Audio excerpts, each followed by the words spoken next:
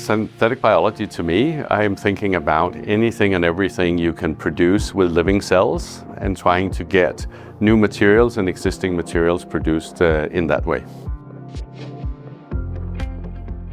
At A-Life, we are building AI models to help the acceleration of the process from initial discovery of a molecule you want to make in a biological system and taking it all the way through the scales in the lab into full-scale manufacturing.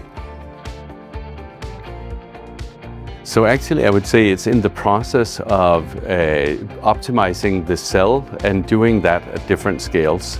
So we have become very good at doing editing of the cells so that they can perform better, but the cycle still takes a long time, and so a lot of time is lost going through the lab until it's commercial ready.